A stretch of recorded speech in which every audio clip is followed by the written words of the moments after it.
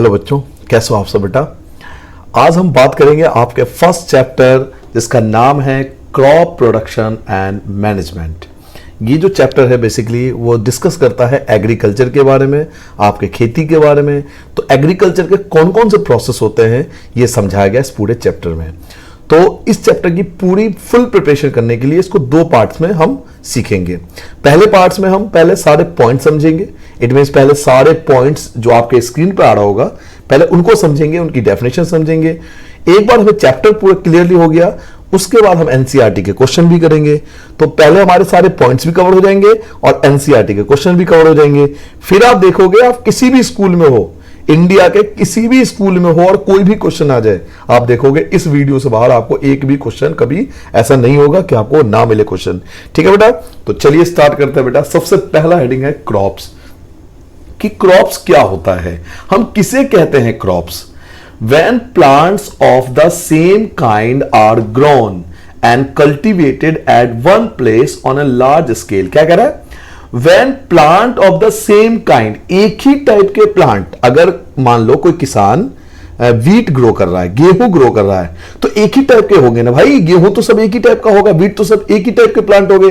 तो when plant of the same kind, एक ही टाइप के प्लांट होंगे, are grown and cultivated at one place, सब एक ही जगह उसको कल्टिवेटेड होगा ऑन ए लार्ज स्केल, और बहुत बड़े स्केल पे होना चाहिए। ये नहीं कि खेत के अंदर आप अपने फील्ड के अंदर दो बीज आपने डाल दिए और वो आप बोलोगे क्रॉप्स। नहीं, क्रॉप्स की पहचान है कि सेम काइंड होना चाहिए प्लांट का। When plants of the same kind, plant same kind का होना चाहिए, are grown and cultivated, cultivated होता है एट वन प्लेस, एक प्लेस पर कल्टिवेटेड होता है, ऑन अ लार्ज स्केल, बहुत बड़े स्केल पर जब किसी प्लांट को ग्रो किया जाता है तो it is called a crop, तो उसे हम कहते हैं क्रॉप।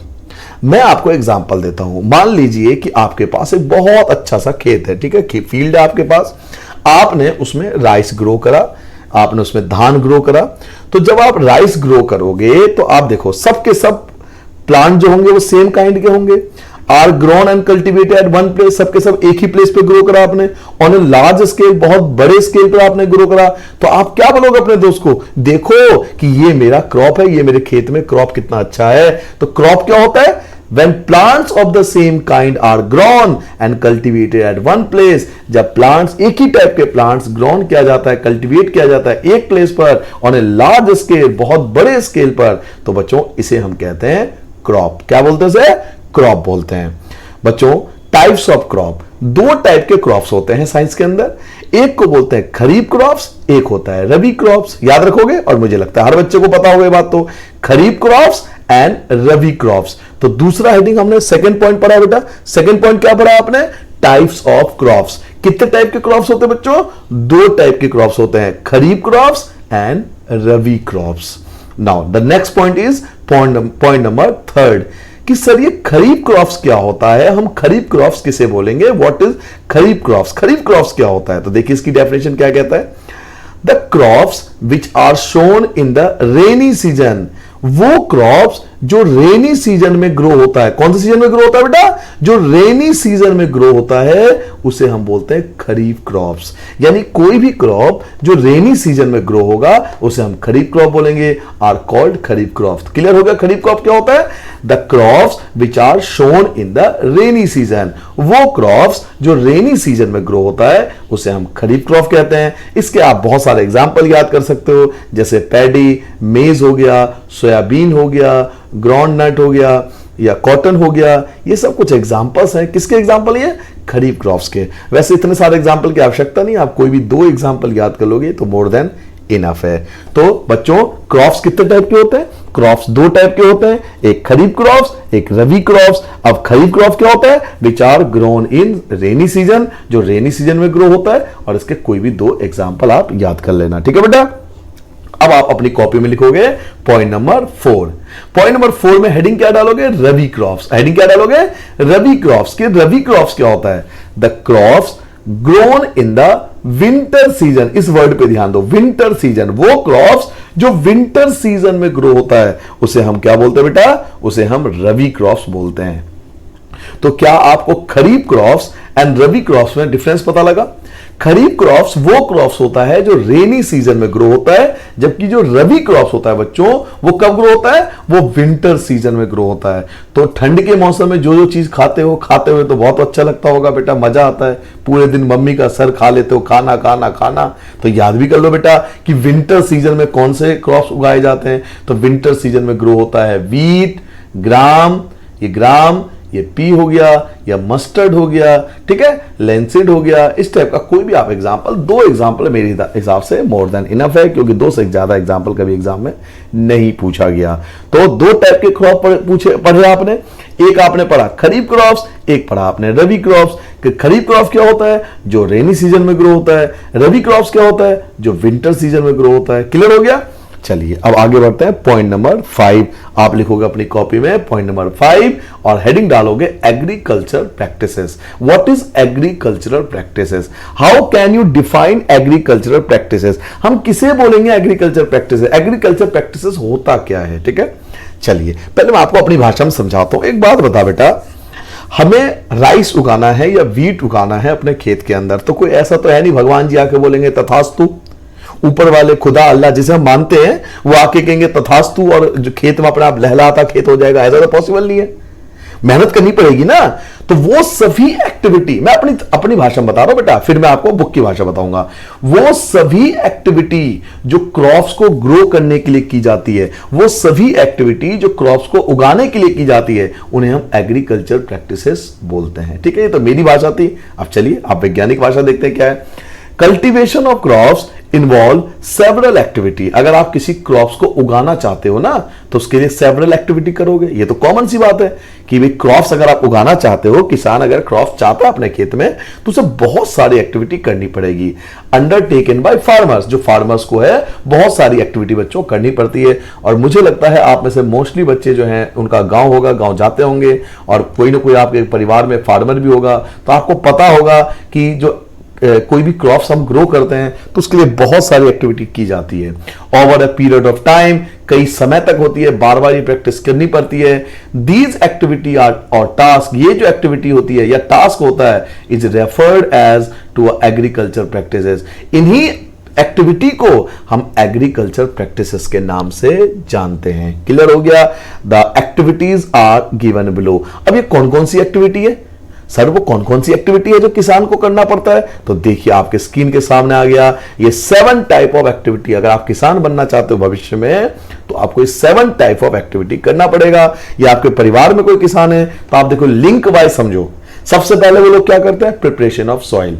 जो किसान होता है बच्चों, वो सबसे पहले फार्मर जो होता है सॉइल को प्रिपेयर करता है, फिर क्या करता है, सोविंग करता है, उसमें सीड्स डालता है, उसमें बीज डालता है, फिर क्या करता है, एडिंग मैन्योर एंड फर्टिलाइजर्स। वो मैन्योर एंड फर्टिलाइजर्स का इस्तेमाल करता है। इसके कुछ समय बाद वो इरिगेशन करता है, खेती में पानी डालता है, प्रोटेक्शन फ्रॉम वीड्स, जो कीड़े हो जाते हैं उनसे बचाता है, जो फालतू के प्लांट ग्रो हो जाते हैं उनको हटाता है ताकि उनके प्लांट को नुकसान ना हो, उसे बोलते हैं प्रोटेक्शन फ्रॉम वीड्स। उसके बाद हार्वेस्टिंग करता है, प्लांट को काटता है, उसे अपने घर लाता है और फिर उसको हम स्टोरेज कर लेते हैं ताकि आप जैसे लोग आराम से बैठ के मस्त होकर खाते रहो और पूरे साल ऐसे ही निकालते रहो। ठीक है बेटा। तो इन सभी एक्टिविटी को हम क्या बोलते हैं बच्चों, इन सभी एक्टिविटी को हम बोलते हैं एग्रीकल्चरल प्रैक्टिसेस। तो what is agricultural practices?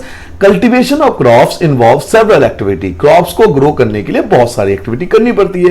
Crops को ग्रो करने के लिए बहुत सारी एक्टिविटी करनी पड़ती है, अंडरटेकन बाय फार्मर। फार्मर को क्रॉप्स को ग्रो करने के लिए बहुत सारी एक्टिविटी करनी पड़ेगी over a period of time. जो और वो एक्टिविटी एकदम से एक साथ नहीं होती, धीरे धीरे होती है। पहले एक एक्टिविटी फिर दूसरी एक्टिविटी, कंटिन्यूस फॉर्म में होती है। इसलिए क्या लिखा हुआ है, ओवर अ टाइम, यानी समय लगता है एक एक्टिविटी और दूसरी एक्टिविटी के बीच में।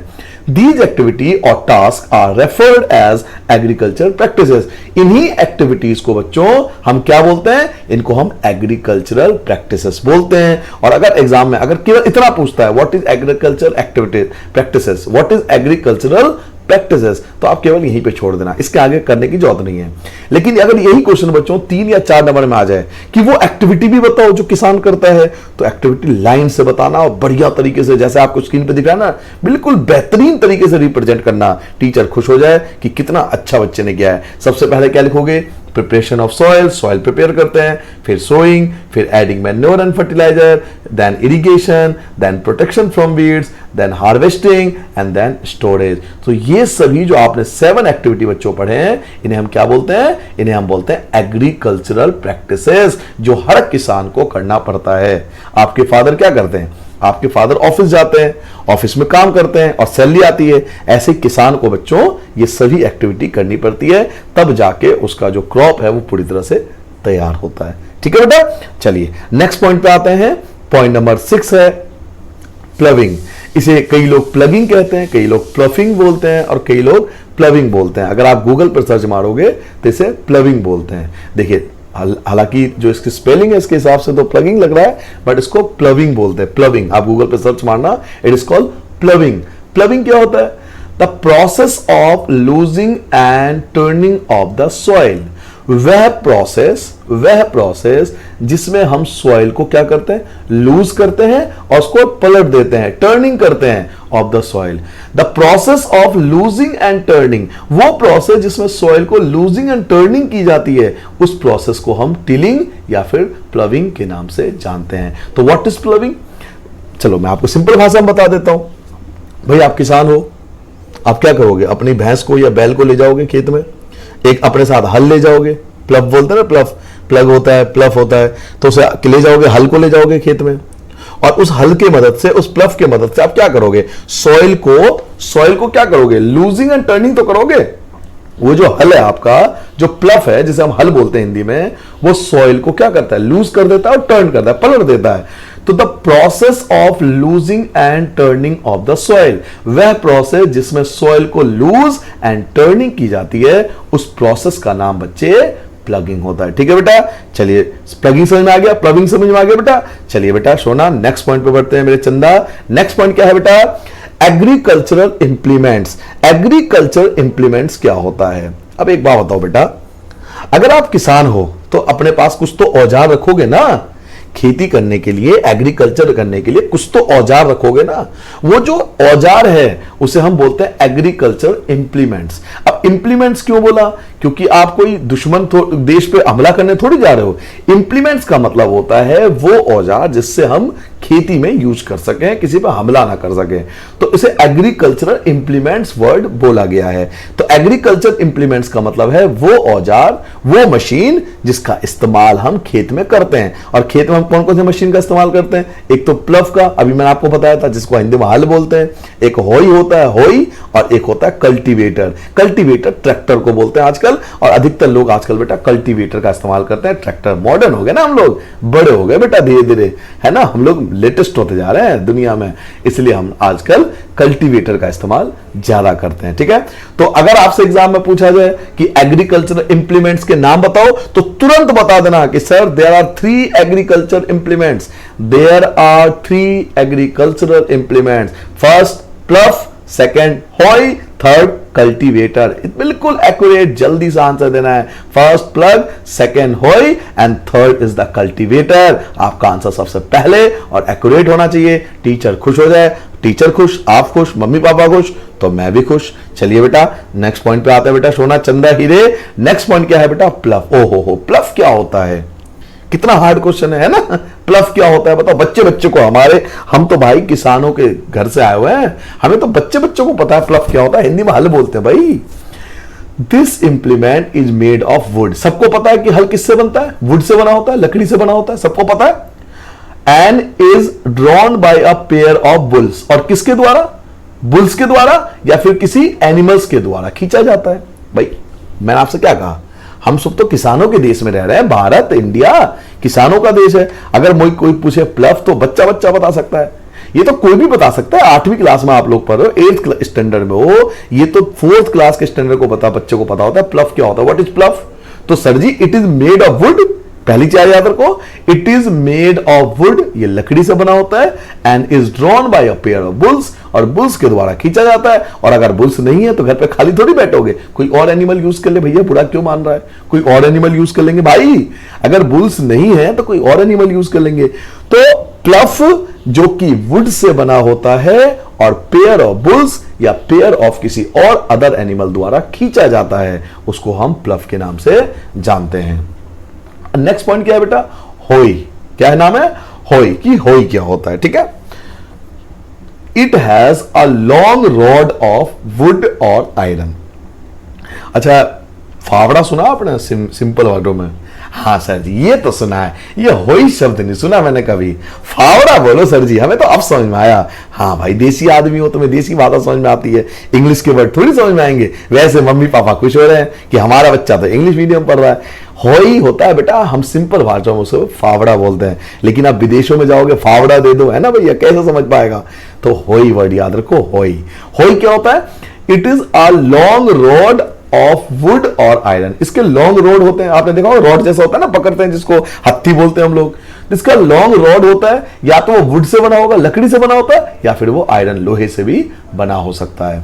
अ strong broad and band plate of iron is fix to one of its end. और आप देखते हो नीचे नीचे क्या लगा होता है? नीचे क्या लगा होता है? स्ट्रॉन्ग बहुत ज्यादा मजबूत, ब्रॉड बहुत ज्यादा चौड़ा, और एक प्लेट जैसा लोहे का प्लेट लगा होता है। फावड़े में देखा आपने? एक तो उसका वुड या आयरन से बना होगा, एक तो आपने देखा होगा इसमें रॉड होता है। रॉड में क्या देखा आपने? जब रॉड आपने देखा होगा कभी, तो उसमें वो या तो रॉड या तो वुड से बना होता है या फिर आयरन से बना होता है। और नीचे आपने देखा रॉड के नीचे क्या होता है? एक स्ट्रॉन्ग बहुत ज्यादा मजबूत, ब्रॉड चौड़े चौड़े में बैंड प्लेट लगा होता है, जो कि किससे बनता है? आयरन से बना होता है। Is fix to one of its end, एक तरफ इसके एक प्लेट लगा होता है। वर्क लाइक अ ब्लेड, जो एक ब्लेड के रूप में काम करता है। उससे हमें बच के रहना चाहिए, कभी पैर पे ना लग जाए, तो एक ब्लेड के फॉर्म में काम करता है। अब आपको समझ में आ गया होगा। तो होई को हम हिंदी में अपनी भाषा में फावड़ा बोलते हैं, बट बच्चों साइंस की लैंग्वेज में इट इज कॉल्ड होई। तो क्या होता है होई? It is made of a long rod और वुड और आयरन। ये एक लॉन्ग रॉड होता है जो कि वुड या आयरन से बना होता है। इसकी एक तरफ क्या होता है? Strong broad and plate. इसकी एक तरफ बहुत ज्यादा स्ट्रॉन्ग, ब्रॉड चौड़े, और एक प्लेट होता है आयरन का जो फिक्स होता है वन ऑफ इट्स एंड, इसके एक तरफ पे, जो एक प्लेट के रूप में काम करता है। इसको हम होई कहते हैं। ठीक है, अब लिखोगे आप अपनी कॉपी में पॉइंट नंबर 10। और 10 क्या है जी? 10 कल्टीवेटर। कल्टीवेटर क्या बताया था? ट्रैक्टर। सिंपल याद रखो, कल्टीवेटर ट्रैक्टर। आजकल हम लोग लेटेस्ट हो गए, मॉडर्न हो गए, अब हम क्या करते हैं? कल्टीवेटर का इस्तेमाल ज्यादा करते हैं। थोड़ा भी पैसा है तो कौन मेहनत करेगा? ट्रैक्टर ले आओ, सारा काम कर देगा एक बार में, है ना, 10 लोगों का काम एक बार में हो जाएगा। तो cultivator now days प्लविंग is done by tractor. आजकल जो बच्चों प्लविंग होती है वो किसके द्वारा होती है? ट्रैक्टर के द्वारा, जिसको हम कल्टीवेटर बोलते हैं। याद रखोगे क्या होता है कल्टीवेटर? आजकल प्लविंग जो होती है वो ट्रैक्टर द्वारा होती है, और उसी को हम कल्टीवेटर कहते हैं। तो कल्टीवेटर वर्ड आते ही आपके दिमाग में चलना चाहिए कि यहां पर ट्रैक्टर की बात हो रही है, कि प्लविंग जब ट्रैक्टर के द्वारा होगा तो उसे हम कल्टीवेटर वर्ड बोलेंगे। ठीक है, ये था पॉइंट नंबर 10।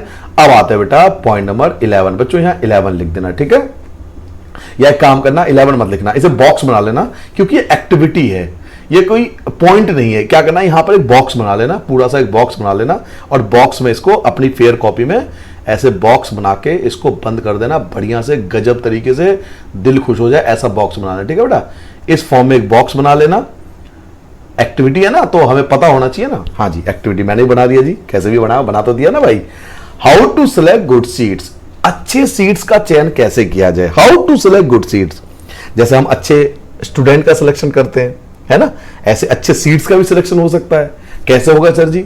हमें कैसे पता लगेगा कि कोई सीड्स अच्छा है या कोई सीड्स बेकार है? देखिए तरीका क्या होता है। सीड्स को आप पानी के अंदर डाल दो, मेरी बात ध्यान से सुनना। सीड्स को आप मार्केट से ले आए, आपको पता होना चाहिए कि कौन सा सीड अच्छा है कौन सा बुरा है। यह पता करने का सबसे सिंपल तरीका, सभी सीड्स को आप पानी के अंदर डाल दो, वाटर के अंदर डाल दो। डाल दिया आपने, जो डैमेज सीड्स होगा वो बिकम हॉलो, उसमें छेद होंगे। जो डैमेज सीड्स होगा, जो खराब सीड्स होगा ना, मोस्टली उसमें हॉलो होता है। एंड आर थस लाइटर, वो हल्का होता है, हल्का हो जाता है, क्योंकि वो डैमेज है, उसमें छेद है, वो हल्का हो जाएगा, लाइटर हो जाएगा। Therefore they float on water, तो वो क्या करेगा? पानी पे तैरने लगेगा। तो जो सीड्स पानी पे तैरने लगा, the seeds which float on water, the seeds that float on the water is damage seeds, is is the damage seed. कौन होता है बेकार सीड? जो पानी पे तैरने लगता है। अच्छा सर जी, जो पानी पे नहीं तैरेगा, ओहो वही तो सीड से बेटा असली, उसे ले और खेत में ले जा, जल्दी से अपने फील्ड में ले जा भाई, उसी से तो क्रॉप्स होना है। तो क्वेश्चन आपसे पूछा जाएगा, how to select good seeds, हम अच्छे सीड्स का सिलेक्शन कैसे करें?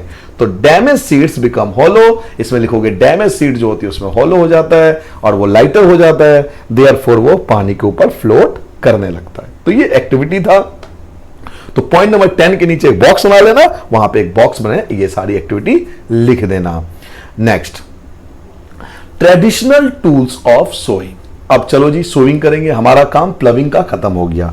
प्लविंग में हमने क्या किया था? खेत को तैयार किया था। अब प्लविंग का काम खत्म हो गया, अब अगला है ट्रेडिशनल टूल्स ऑफ सोइंग, कि सोइंग क्या करे। सोइंग का मतलब है बीज बोना। सोइंग का मतलब क्या होता है? बीज बोना। तो पहले बीज कैसे बोया था? ट्रेडिशनल टूल्स का मतलब है पहले सीड्स कैसे बोया जाता है। ट्रेडिशनल टूल्स का मतलब क्या होता है? ट्रेडिशनल टूल्स का मतलब होता है बच्चों पहले सीड्स, स्टार्टिंग में, पहले 50 साल पहले हम सोविंग कैसे करते थे, हम बीज कैसे बोते थे पहले। आजकल अलग है, उसे मॉडर्न मेथड बोलेंगे, ये ट्रेडिशनल पूछ रहा है, पहले कैसे बोते थे। The tools use traditionally for sowing seeds is shaped like a funnel. पहले जो बच्चों सीड्स बोते थे ना, उसके लिए हम एक बड़े से फनल का इस्तेमाल करते थे। फनल क्या होता है? कीप देखा आपने, किसी ने कीप देखा हो, तेल वगैरह ऑयल वगैरह को नहीं डालते कीप के अंदर, कीप देखा ना, लॉन्ग सा होता है। तो पहले जो लोग थे वो सोविंग करने के लिए किसका इस्तेमाल करते थे? फनल का इस्तेमाल करते थे। The tools use traditionally for sowing seeds is shaped like a funnel. पहले लोग जो सोविंग के लिए यूज करते थे ट्रेडिशनल टूल्स, वो था फनल, वो एक कीप के शेप में हुआ करता था। लेकिन आजकल क्या ऐसा है? नहीं, समय के साथ आप बदल गए तो समय के साथ ये भी तो बदलेगा भैया। तो आजकल जो 12 टॉपिक है सीड ड्रिल्स, आजकल बेटा नई लेटेस्ट टेक्नोलॉजी आ गई और टेक्नोलॉजी का क्या नाम है? Seed drills. तो व्हाट इज सीड ड्रिल? क्या होता है seed drill? Nowadays the seed drill is used for sowing with the help of tractor। आजकल बच्चों जो सीड्स बोया जाता है वो ट्रैक्टर की मदद से बोया जाता है, उसको हम सीड ड्रिल बोलते हैं। तो जब सीड्स को ट्रैक्टर की मदद से हम सोइंग करेंगे, जब सीड्स को अपने खेतों में ट्रैक्टर की मदद से डालेंगे, तो उसको हम सीड ड्रिल बोलेंगे। क्या दोनों में फर्क समझ में आ गया बेटा? ट्रेडिशनल टूल्स क्या था? पहले समय कैसे बोलते थे हम बीज को? पहले समय में हम बीज को फनल के द्वारा बोते थे, उसके लिए लॉन्ग कीप, बड़े से कीप का इस्तेमाल करते थे। किसान क्या करता था? 1 by 1 सीड डालता रहता था और खेत में आता रहता था। लेकिन आजकल तो है ना, हम समय के साथ बदल गए, हमने सीड ड्रिल का इस्तेमाल किया। आजकल ट्रैक्टर का इस्तेमाल होता है, ट्रैक्टर के अंदर सीड डालते रहो, जो ट्रैक्टर ड्राइवर होता है ना, वो खुद ही सीड डालता रहता है और वो अपने आप डिस्ट्रीब्यूट करता रहता है। तो जब सीड्स को ट्रैक्टर की मदद से हम डालते हैं अपने खेतों में, तो उसको हम सीड ड्रिल के नाम से जानते हैं। ठीक है बेटा, पहले आप 12 पॉइंट नोट करो, फिर हम आगे बढ़ते हैं पॉइंट नंबर 13 पे। चलिए बेटा नेक्स्ट टॉपिक पे आते हैं। नेक्स्ट टॉपिक हमारा 13 है मैन्योर। कि मैन्योर क्या होता है, मैन्योर किसे कहते हैं, आपसे पूछा जाएगा एग्जाम के अंदर कि मैन्योर की डेफिनेशन बताइए। देखिए बेटा मैन्योर क्या होता है? Manure is an organic substance. देखिए ये जो वर्ड है ना ऑर्गेनिक सब्सटेंस, ये एक कीवर्ड है। अगर कोई भी बच्चा चाहे लैंग्वेज कोई भी लिखता है, अगर उसके आंसर में ऑर्गेनिक सब्सटेंस ये वर्ड लिखा हुआ है, तो उसका आंसर बिल्कुल एक्यूरेट माना जाएगा। तो manure is an organic substance. Manure बच्चों एक ऑर्गेनिक सब्सटेंस होता है। अभी ऑर्गेनिक सब्सटेंस क्या होता है? ऑर्गेनिक सब्सटेंस वो सब्सटेंस होता है जो हमें प्लांट्स और एनिमल से मिलता है, जो लिविंग बीइंग से मिलता है, उन्हें ऑर्गेनिक सब्सटेंस कहते हैं। तो manure is an organic substance. Manure एक ऑर्गेनिक सब्सटेंस होते हैं obtain from decomposition of plants और एनिमल। जो किससे प्राप्त होता है? डिकम्पोजिशन ऑफ प्लांट और एनिमल वेस्ट। जब प्लांट्स और एनिमल के वेस्ट के डिकम्पोजिशन से प्राप्त होता है। तो अगर आपसे डेफिनेशन में पूछा जाता है what is a manure, what do understand by the term manure, इसकी डेफिनेशन वगैरह पूछता है तो आप आंसर लिखना कि ये एक ऑर्गेनिक सब्सटेंस होता है जो हमें प्लांट्स और एनिमल के वेस्ट से मिलता है। क्लियर हो गया बेटा? ये थी मैन्योर की डेफिनेशन, टॉपिक नंबर 13। मैन्योर के अलावा नेक्स्ट टॉपिक है 14 फर्टिलाइजर। देखिए मैन्योर जो होता है वो ऑर्गेनिक सब्सटेंस होता है, मैंने आपको बताया ऑर्गेनिक सब्सटेंस होता है जो प्लांट और एनिमल से मिलता है। फर्टिलाइजर जो होता है बेटा, फर्टिलाइजर्स आर केमिकल सब्सटेंस। ये एक केमिकल सब्सटेंस है और यही इसका कीवर्ड है, केमिकल सब्सटेंस। इस वर्ड पे बार बार फोकस करो कि मैन्योर एंड फर्टिलाइजर में अगर मेजर डिफरेंस मुझसे पूछा जाए या आपसे कल को पूछा जाए तो आप यही बताना कि मैन्योर तो ऑर्गेनिक सब्सटेंस होता है बट फर्टिलाइजर एक केमिकल सब्सटेंस होता है which are rich in particular nutrients, जो किसी एक पर्टिकुलर टाइप के न्यूट्रिएंट्स में, खासकर उसमें एक पर्टिकुलर टाइप के न्यूट्रिएंट ज्यादा पाए जाते हैं। अभी पर्टिकुलर न्यूट्रिएंट क्या होता है? पर्टिकुलर न्यूट्रिएंट का मतलब होता है बेटा, अगर मान लो पोटेशियम ज्यादा होगा या नाइट्रोजन बहुत ज्यादा होगा या सल्फर बहुत ज्यादा होगा, कोई भी एक पर्टिकुलर न्यूट्रिएंट जो प्लांट की आवश्यकता होती है वो फर्टिलाइजर में बहुत ज्यादा मात्रा में पाई जाती है। तो दो टाइप के जो चीज आपको याद रखनी है कि मैन्योर एंड फर्टिलाइजर्स। मैन्योर होता है ऑर्गेनिक सब्सटेंस और फर्टिलाइजर होता है केमिकल सब्सटेंस। ये मेजर डिफरेंस है मैन्योर एंड फर्टिलाइजर के अंदर, ठीक है बेटा। मैन्योर हमें मिलता है प्लांट और एनिमल के वेस्ट से और फर्टिलाइजर हमें मिलता है केमिकल प्रोडक्ट से, जो एक पर्टिकुलर न्यूट्रिएंट्स उसके अंदर खास ज्यादा मात्रा में पाई जाती है। नेक्स्ट टॉपिक आता है बेटा फर्टिलाइजर के बाद अगला है क्रॉप रोटेशन की क्रॉप रोटेशन वर्ड क्या होता है। अब आता है बेटा टॉपिक नंबर 15 पे, और टॉपिक नंबर 15 क्या है हमारा? Crop rotation. बहुत ज्यादा एग्जाम में आता है कि क्रॉप रोटेशन का मतलब क्या होता है, what do you understand by crop rotation word. तो क्रॉप रोटेशन देखिए एक्चुअल में देखा जाए तो इस वर्ड में इसका आंसर छुपा हुआ है, क्रॉप रोटेशन। तो क्रॉप को रोटेशन का मतलब है जब जो किसान क्या होता है, फार्मर्स क्या करते हैं अपने खेत के अंदर, अपने फील्ड के अंदर क्रॉप्स को बार बार चेंज करते रहते हैं। मतलब कोई भी किसान एक ही टाइप का प्लांट नहीं ग्रो करेगा, वो अपने क्रॉप्स को ईयर बाय ईयर या सीजन बाय सीजन चेंज करता रहेगा। पहले वो हो सकता है राइस हो, कभी वो वीट ग्रो करेगा, कभी वो दाल वगैरह भी हो सकता है, ग्राम्स वगैरह भी हो सकता है, चने वगैरह भी हो सकता है, वेजिटेबल्स वगैरह भी हो सकता है। तो किसान क्या करता है बच्चों, अपने क्रॉप्स को बार बार रोटेट करता है सीजन वाइज, तो उसे हम क्रॉप रोटेशन बोलते हैं। ये तो समझाने के लिए था, बट एग्जाम के अंदर आपको ये लिखना है। क्या लिखोगे? Another method of replacing the soil, एक और मेथड जिससे हम सॉइल को क्या कर सकते हैं, न्यूट्रिशन कर सकते हैं, उसको और अच्छा बना सकते हैं। क्रॉप रोटेशन बेसिकली मेथड क्यों अपनाई जाती है? ताकि सॉइल को अच्छा बनाया जा सके विथ न्यूट्रिएंट, उसके अंदर न्यूट्रिएंट की मात्रा ज्यादा किया जा सके, इस थ्रू क्रॉप रोटेशन। और वो वाला मेथड क्या है, उसे हम क्रॉप रोटेशन कहते हैं। This can be done by growing different crop, देखो आगे ना, this can be growing different crop alternatively. इसमें क्या होता है, अलग अलग टाइप के क्रॉप ग्रो किया जाता है अलग अलग सीजन वाइज। यानी एक सीजन में एक टाइप का क्रॉप होगा तो अगले सीजन में जो क्रॉप होगा वो चेंज हो जाएगा। तो क्रॉप रोटेशन आई होप आपको समझ में आ गया होगा जी। जब किसान सीजन वाइज अलग अलग टाइप के क्रॉप्स को ग्रो करता है तो वो क्रॉप रोटेशन होता है। और ये क्रॉप रोटेशन क्यों की जाती है?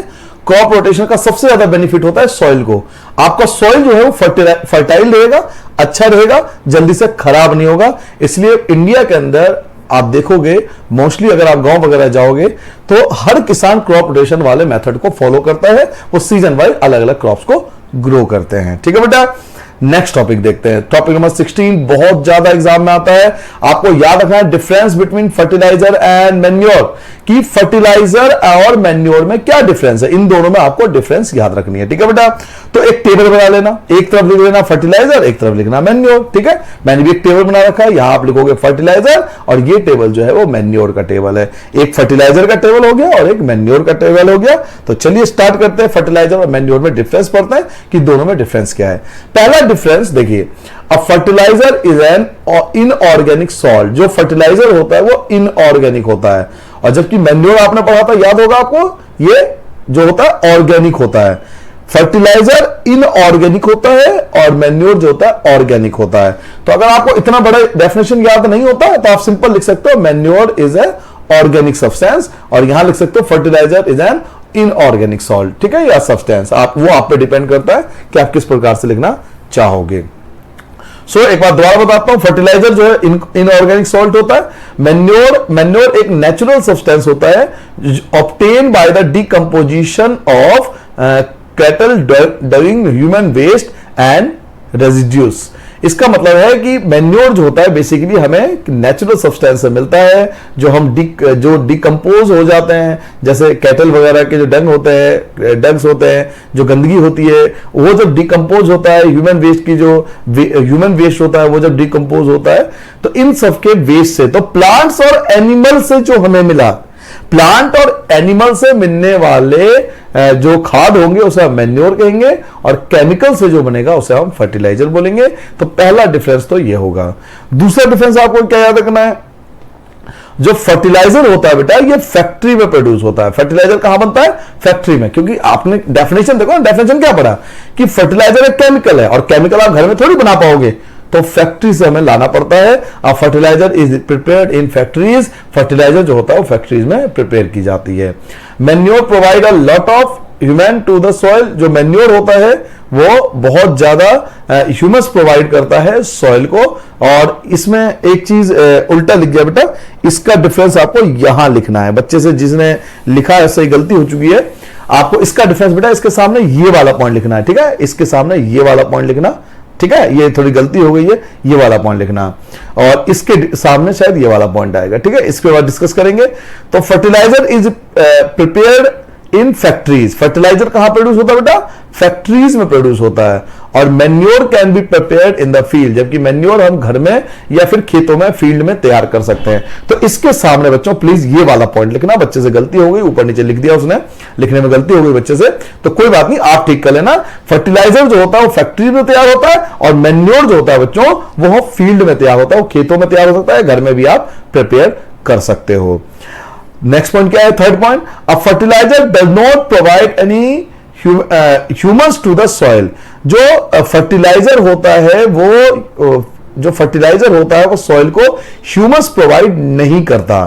Fertiliser does not provide any humus to the soil, fertiliser जो होता है वो सॉइल को ह्यूमस प्रोवाइड नहीं करता, जबकि मैन्योर जो होता है वो सॉइल को बहुत ज्यादा ह्यूमस प्रोवाइड करता है। इसका मतलब यह है वाटर को होल्ड करने, ह्यूमस का मतलब है पानी को होल्ड, वाटर को होल्ड करने की कैपेसिटी, और सॉइल द्वारा वाटर को होल्ड करने की कैपेसिटी।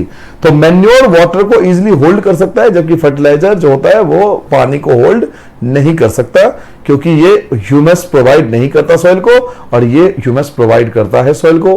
तो इसके सामने बेटा ये डिफरेंस आएगा, इसके सामने ये वाला डिफरेंस आएगा। चलिए नेक्स्ट पॉइंट देखते हैं। नेक्स्ट पॉइंट क्या है, fertiliser are very rich in plant nutrient like nitrogen, phosphorus and potassium. जो बच्चों फर्टिलाइजर होती है ना, जो फर्टिलाइजर होता है वो किसी एक पर्टिकुलर न्यूट्रिएंट, अभी आपको बताया था फर्टिलाइजर के बारे में कि फर्टिलाइजर के अंदर एक पर्टिकुलर न्यूट्रिएंट बहुत ज्यादा पाई जाती है। तो फर्टिलाइजर जो होता है वो बहुत ज्यादा रिच होता है, प्लांट न्यूट्रिएंट्स उसमें बहुत ज्यादा होते हैं। अब वो कौन कौन से प्लांट न्यूट्रिएंट होते हैं, हो सकता है उसमें नाइट्रोजन ज्यादा हो, या फास्फोरस ज्यादा हो, या फिर पोटेशियम ज्यादा हो, मतलब कोई पर्टिकुलर न्यूट्रिएंट जो होता है फर्टिलाइजर में बहुत ज्यादा होता है। अगर हम न्यूट्रिएंट की बात करें तो फर्टिलाइजर में न्यूट्रिएंट कैपेसिटी ज्यादा होती है, बट मैन्योर क्या होता है, इसकी न्यूट्रिएंट कैपेसिटी थोड़ी कम होती है। Manure is relatively less rich in plant nutrient, इसके अंदर जो प्लांट न्यूट्रिएंट की जो रिचनेस है वो थोड़ी कम होती है, ये प्लांट न्यूट्रिएंट्स में ज्यादा होता है। तो प्लांट न्यूट्रिएंट, फर्टिलाइजर में प्लांट न्यूट्रिएंट्स ज्यादा होता है, मैन्योर में प्लांट न्यूट्रिएंट्स कम होता है। नेक्स्ट पॉइंट की बात करते हैं बेटा, नेक्स्ट पॉइंट क्या है, एडवांटेजेस ऑफ मैन्योर। अब देखो आपने अभी डिफरेंस पढ़ा कि फर्टिलाइजर और मैन्योर में क्या डिफरेंस है। बच्चों आप देखोगे कि कुछ किसान प्रेफर करते हैं फर्टिलाइजर को, कुछ किसान प्रेफर करते हैं मैन्योर को।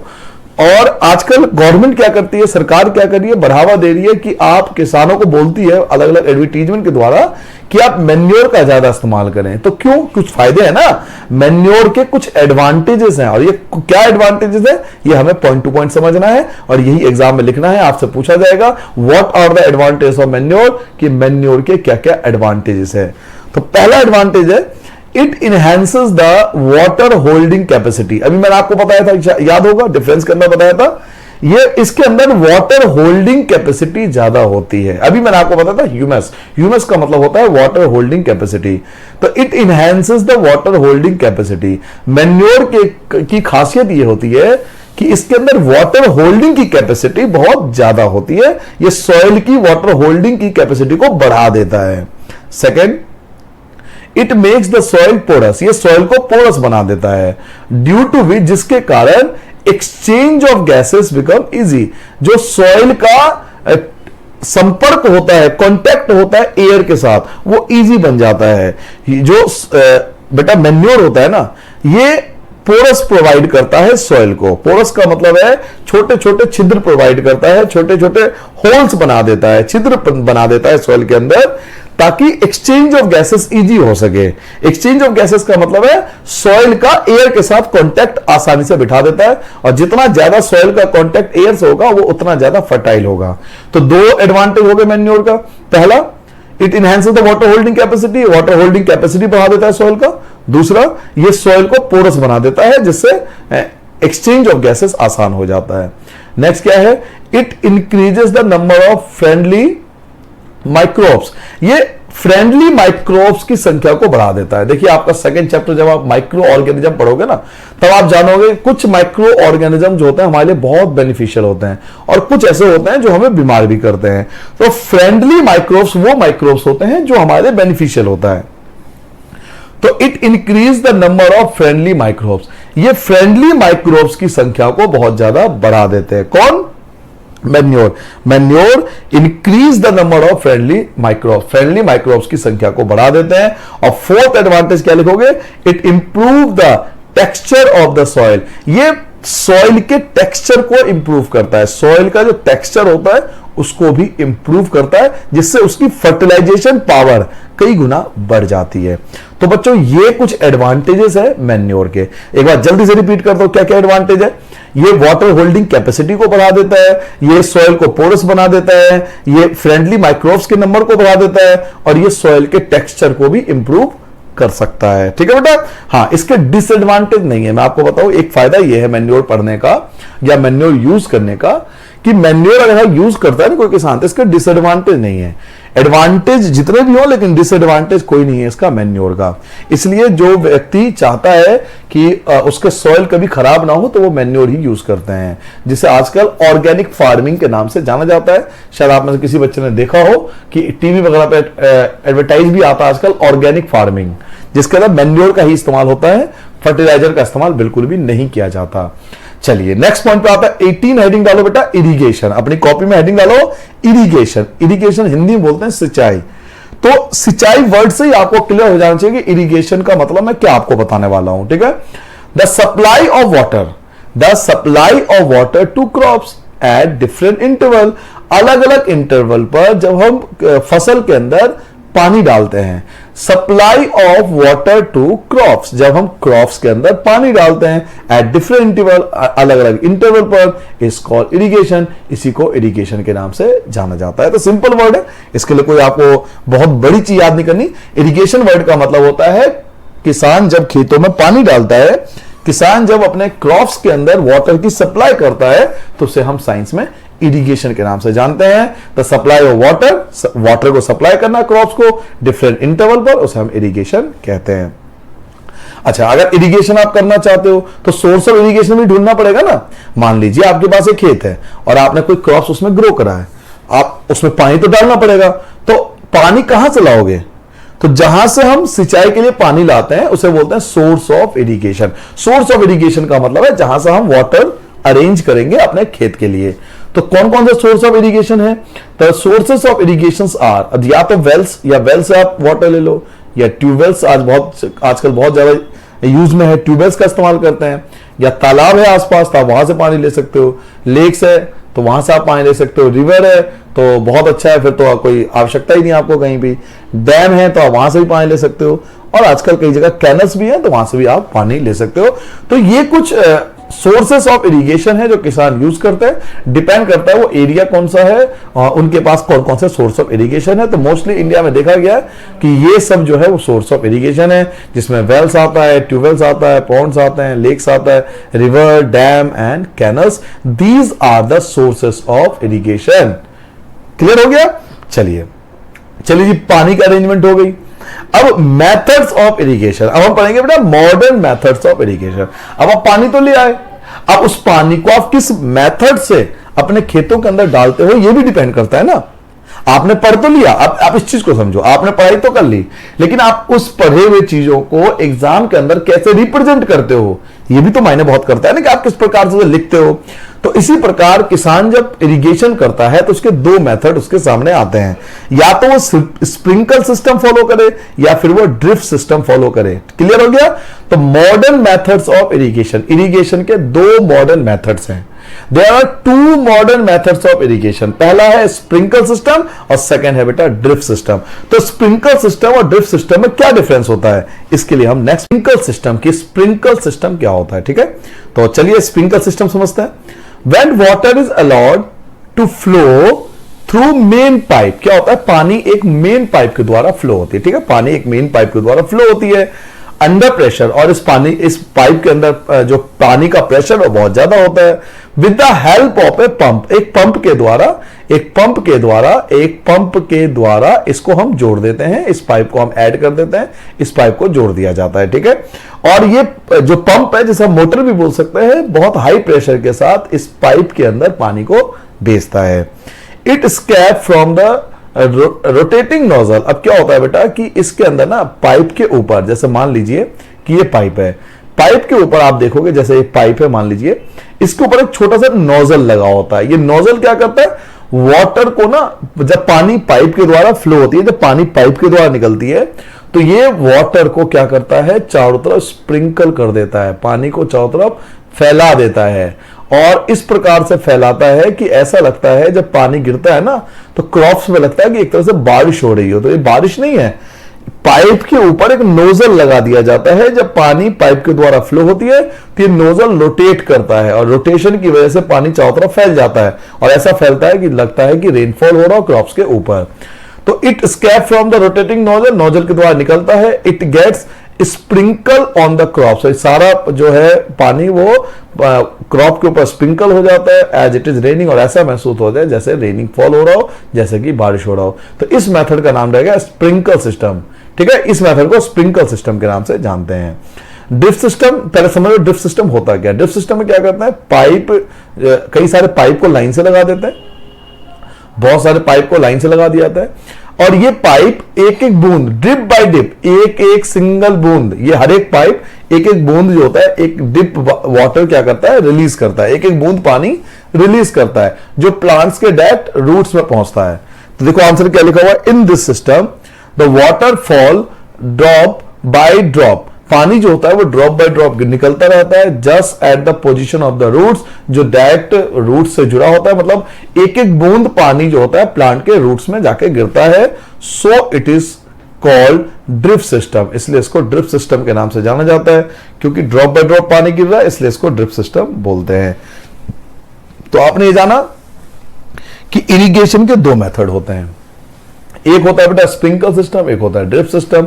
स्प्रिंकल सिस्टम में हम एक फुहारे की तरह पानी को एक रेनफॉल के द्वारा गिराते हैं वो क्रॉप के ऊपर, और ड्रिफ्ट सिस्टम में एक एक बूंद पानी जो होता है वो डायरेक्ट रूट्स में पहुंचता है। नेक्स्ट पॉइंट आता है बेटा वीड्स। वीड्स क्या होता है, चलिए देखिए। अब क्या हुआ, आपने सिंचाई भी कर दी, आपने खेतों में पानी भी डाल दिया। जैसे आप खेतों में पानी डाल के कुछ दिनों छोड़ दोगे बेटा, तो कुछ अनडिजायरेबल प्लांट्स ग्रो हो जाएंगे। आप अगर पानी डाल के छोड़ दोगे ना कुछ दिन खेतों में, तो आप कुछ अनडिजायरेबल प्लांट्स, बेकार प्लांट जो क्रॉप्स नहीं है, घास वगैरह, बेकार ग्रास वगैरह ग्रो हो जाते हैं। तो हमारे तो यूजफुल नहीं है ना, हमने जितनी मेहनत करी वो अपने फूड के लिए करी है ना, अपने क्रॉप के लिए करी है। तो जो अनवांटेड प्लांट्स ग्रो हो जाते हैं उन्हें हम वीड्स बोलते हैं। तो चलिए डेफिनेशन देखिए क्या है, इन the field many other undesirable plant, बहुत सारे अनडिजायरेबल प्लांट्स में ग्रो नेचुरली, वो भी ग्रो हो जाते हैं naturally along with the crop, crop के साथ। मतलब आपका क्रॉप तो होगा ही होगा भाई, आपने क्रॉप्स के लिए सीड डाला था, फिर खाद डाला, फिर पानी डाला, तो क्रॉप्स तो ग्रो होगा ही होगा। लेकिन क्रॉप्स के साथ कुछ अनडिजायरेबल प्लांट, कुछ बेकार के प्लांट ग्रो हो जाते हैं। These undesirable plants are called weeds. इन अनडिजायरेबल प्लांट्स को बेटा वीड्स के नाम से जानते हैं, उनको वीड्स कहते हैं, ठीक है। मान लीजिए मैंने कोई अपना क्रॉप्स ग्रो करा, मान लो कोई वेजिटेबल क्रॉप्स करा, और उसके साथ ग्रास ग्रो हो गया, घास उग गया। तो इतनी मेहनत करी वो ग्रास के लिए थोड़ी करी है, हमने जो इतनी मेहनत करी है वो अपने क्रॉप्स के लिए करी है। वो जो घास है, वो जो ग्रास है, जो अनडिजायरेबल प्लांट्स है, वो मेरे लिए वीड्स कहलाएगा, तो उसको मुझे हटाना पड़ेगा अपने खेत से। नहीं हटाऊंगा तो मेरे प्लांट को नुकसान करेगा, तो उसको अपने खेत से हटाना पड़ेगा। तो जब हम उस वीड्स को रिमूव करेंगे बेटा, तो उसको बोलेंगे वीडिंग। समझ में आ गया वीड्स एंड वीडिंग में क्या रिलेशन है? वीड्स तो हो गया अनडिजायरेबल प्लांट, और जब अनडिजायरेबल प्लांट को हम हटा देते हैं तो उसको हम वीडिंग के नाम से जानते हैं। तो आंसर देखो क्या लिखोगे?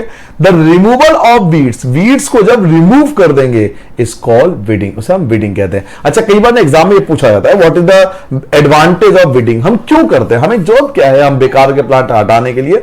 बच्चों आप इस तरह से समझो कि अगर प्लांट्स के जो अनडिजायरेबल प्लांट है, अगर आप उसे नहीं हटाओगे तो वो आपके जो प्लांट के न्यूट्रिएंट्स है उसको खा लेगा, और वो आपका प्लांट ऐसा नहीं ग्रो कर पाएगा जो होना चाहिए क्रॉप्स, वो अच्छे से नहीं हो पाएगा। इसलिए हमें अनडिजायरेबल प्लांट्स को यानी वीड्स को रिमूव कर देना चाहिए टाइम पर, उसी को हम वीडिंग बोलते हैं। तो वीडिंग करना बहुत जरूरी होता है किसी भी किसान के लिए। चलिए जी, अब आपने वीडिंग कर दी, आपने खेतों की बहुत देखभाल करी, बहुत मेहनत करी, अब आप करेंगे हार्वेस्टिंग। अब आगे आपकी फसल पक चुकी है, आपका फसल तैयार है, आपकी जो क्रॉप है वो मैच्योर है, इसे बोलते हैं मैच्योर क्रॉप्स। आपकी फसल बिल्कुल तैयार है, तो आप उसे काटने पहुंच जाओगे। तो कटिंग ऑफ क्रॉप्स, जब हम उस प्लांट को, उस क्रॉप्स को कटिंग करेंगे आफ्टर इट्स मैच्योर, जब वो मैच्योर हो जाएगा तो उसको काटोगे ना। इतनी मेहनत करिए खेत में छोड़ने के लिए थोड़ी करिए, अपने लिए करिए ना, ताकि वो क्रॉप्स ग्रो हो सके, हमसे बेच सकें या फिर अपने लिए फूड का अरेंजमेंट कर सके। तो कटिंग ऑफ क्रॉप, जब क्रॉप्स को काटा जाएगा आफ्टर इट्स मैच्योर होने के बाद, इज कॉल्ड हार्वेस्टिंग। इसको बेटा हार्वेस्टिंग के नाम से जाना जाता है। क्लियर हो गया हार्वेस्टिंग क्या होता है? कि हार्वेस्टिंग वो प्रोसेस होता है जिसमें हम मैच्योर प्लांट्स को या मैच्योर क्रॉप्स को कटिंग करते हैं, उसे हार्वेस्टिंग कहते हैं। और आजकल आप में से अधिकतर बच्चों को पता होगा हार्वेस्टिंग कैसे होती है। या तो मैनमेड होती है, जिसमें आप देखते हो कि जो मजदूर होते हैं, जो लेबर्स होते हैं, वो आपके लिए जो हार्वेस्टिंग करते हैं, या आप खुद भी कर सकते हो। कई किसान जो स्मॉल स्केल पर काम करते हैं वो अपने खेतों में खुद भी काम करते हैं। बट जो बड़े किसान है बेटा, वो आजकल थ्रेसिंग का यूज करते हैं। ये थ्रेसिंग क्या होता है? थ्रेसिंग एक मशीन होती है जो क्रॉप्स को हार्वेस्टिंग करने में यूज की जाती है। तो ये थ्रेसिंग मशीन का नाम है, और ये प्रोसेस का भी नाम है। तो ये क्या है threshing? In the harvested crop, जो हार्वेस्टेड क्रॉप है, जो पका हुआ क्रॉप है, the grain seeds need to be separated from chaff. उस सीड्स को हमें चाफ से अलग करना, चाफ मतलब भूसा, भूसे से अलग करना जरूरी है। मतलब जो आपका सीड्स है और जो भूसा है वो दोनों अलग होना चाहिए। तो उसको अलग करने के लिए जो प्रोसेस अपनाओगे उसे हम थ्रेसिंग बोलते हैं। This process is called threshing. इस प्रोसेस को हम थ्रेसिंग के नाम से जानते हैं। क्या होता है थ्रेसिंग में? कि हम क्रॉप्स को उसके चाफ से, उसके भूसे से हम अलग कर देते हैं। तो सीड्स को, जब हम सीड्स को, the grain seeds need to be separated from the chaff, जब सीड्स को उसके चाफ से सेपरेट कर दिया जाता है तो उसको हम थ्रेसिंग बोलते हैं। हार्वेस्टिंग समझ में आ गया? जब क्रॉप आपका मैच्योर हो जाएगा, जब क्रॉप्स आपका मैच्योर हो जाएगा, उसकी कटिंग करोगे तो हार्वेस्टिंग। और आजकल हार्वेस्टिंग थ्रेसिंग मशीन से की जाती है, जिसमें सीड्स और जो चाफ होता है, जो भूसे होते हैं, वो एकदम से अलग कर दी जाती है। चलिए जी, आपका फसल अलग हो गया, आपका बीज अलग हो चुका है और भूसा अलग हो चुका है। अब आते हैं साइलोज। ये साइलोज क्या है? साइलोज क्या होता है बेटा? उस फूड को स्टोर करने के लिए एक फूड स्टोरेज करने के लिए हम एक पर्टिकुलर डिजाइन तैयार करते हैं, जिसको हम साइलोज कहते हैं। इसे साइलोज भी बोलते हैं, साइलिस भी बोलते हैं कई लोग, तो डिपेंड करता है आपके टीचर जो बोले वही वर्ड बोला। तो silos, large scale storage of grain, जब ग्रेन को बहुत बड़े पैमाने पर हमें इकट्ठा करना हो, इज डन इन साइलोज। उसे कहां की जाती है? उसे हम साइलोज में इकट्ठा करते हैं। And granaries to protect them, और उसको प्रोटेक्ट किया जाता है किससे? पेट से, जैसे कि रैट्स एंड इंसेक्ट, ताकि चूहे ना लग जाएं या फिर इंसेक्ट ना लग जाएं। उसको प्रोटेक्ट करने के लिए जो आपका क्रॉप्स तैयार था, आपने उसे कटिंग कर ली, उसको घर ले आए, तो उसको आप इकट्ठा करोगे ना, उसे अपने पास कहीं तो स्टोर करोगे। तो अगर आपके पास फसल बहुत ज्यादा है, अगर आपके पास क्रॉप्स बहुत ज्यादा है, तो आप साइलोज डिजाइन तैयार करोगे। साइलोज के बहुत बड़े ड्रम के टाइप में होते हैं, जिसके अंदर सीड्स को रखा जाता है, क्रॉप्स को रखा जाता है। और इसकी खासियत ये होती है कि इसके अंदर इजिली रैट्स एंड इंसेक्ट जो होते हैं वो आक्रमण नहीं करते, अटैक नहीं कर पाते। तो आपका जो फूड होगा वो सिक्योर होगा, सुरक्षित होगा, आप इसे कई सालों तक यूज कर सकते हैं। तो साइलोज एक मेथड है फूड को प्रोटेक्ट करने का। फूड को प्रोटेक्ट करने के मेथड का नाम बेटा साइलोज है। ठीक है, नेक्स्ट क्या है? Why grains are dried in the sun. जी हाँ, बहुत ज्यादा एग्जाम में आता है। पॉइंट नंबर 26 मोस्ट इंपॉर्टेंट लिख लेना, बहुत ज्यादा एग्जाम में पूछा जाता है कि why grains are dried in the sun, कि स्टोर करने से पहले, फूड को स्टोर करने से पहले हम उसे सुखाते क्यों हैं, सुखाने की आवश्यकता क्यों है। शायद आप में से भी कई बच्चों ने देखा होगा कि आपकी मदर जो है या आपके फादर जो है या आपके फैमिली मेंबर में से कोई भी, आपने देखा होगा अक्सर जब गेहूं वगैरह होते हैं उसको धूप में सुखाया जाता है, आपने जरूर देखा होगा। तो हम क्यों सुखाते हैं, आप सबको आंसर पता है। बिफोर स्टोरिंग दैम, उनको इकट्ठा करने से पहले, the grains are properly dried, उनको पूरी तरह से सुखाया जाता है। इन द सन, सन में, सूर्य में, to reduce the moisture in them, ताकि उसके अंदर मॉइस्चर ना बचे। मॉइस्चर मतलब नमी, फूड के अंदर नमी नहीं बचनी चाहिए। अगर नमी बच गई ना बेटा, तो आपका फूड जो है, आपका जो क्रॉप्स है, वो बहुत जल्दी खराब हो जाएगा। This prevent the attack by insect PAT, और ये हमें जो क्रॉप्स को है वो बचाता भी है। किससे बचाता है, इंसेक्ट और पैट से बचाता है, बैक्टीरिया से बचाता है और फंगी से भी बचाता है। फंगस वगैरह लग जाती है फूड के अंदर, उससे भी बचाता है। तो हर जो किसान है वो फूड को स्टोर करने से पहले उसको ड्राई जरूर करता है, सन में उसे सुखाता है सूर्य की रोशनी में। क्यों, ताकि वो उसके अंदर मॉइस्चर ना बचे, और मॉइस्चर नहीं बचेगा तो आपका फूड सिक्योर होगा, उस पर अटैक नहीं कर पाएगा कोई पेट्स या बैक्टीरिया, या फूड के ऊपर फंगस नहीं लग पाएगा। नेक्स्ट पॉइंट है बेटा एनिमल हस्बेंड्री, कि एनिमल हस्बेंड्री क्या होता है, व्हाट इज एनिमल हस्बेंड्री, और ये आपका लास्ट टॉपिक है 27। अगर आप ये 27 पॉइंट्स याद कर लो तो मैं आपको विश्वास दिलवाता हूं कि कोई भी आज तक का रिकॉर्ड है, ऐसा कोई क्वेश्चन नहीं है, ऐसा कोई क्वेश्चन नहीं बन पाएगा एग्जाम के अंदर जिसका आंसर आप ना दे पाओ। ईच एंड एवरी क्वेश्चन का आप आंसर दे सकते हो अगर ये आपने 27 मेरे पॉइंट्स याद कर लिए, चाहे आप इंडिया के किसी भी स्कूल में क्यों ना पढ़ रहे हो। ये 27 पॉइंट साइंस के याद कर लीजिए, कॉपी में लिख लीजिए, उसके बाद कमाल देखिए आपका पेपर जब होगा आपको 1 to 1 A to Z सारे क्वेश्चन इन्हीं पॉइंट्स में से मिलेंगे। तो चलिए, एनिमल हस्बेंड्री क्या होता है। Food is also obtain from animals, कई सारे फूड्स ऐसे होते हैं जो हमें एनिमल से मिलता है। For which animals are reared, इसलिए हम एनिमल्स को पालते हैं। आपको पता है कि बहुत सारे एनिमल्स को हम पालते हैं। क्यों पालते हैं, क्योंकि हमें उससे कुछ मेजर बेनिफिट है, उनसे हमें फूड्स मिलता है, कईयों से तो हमें कॉटन वगैरह भी मिल जाता है, वुल वगैरह मिल जाता है।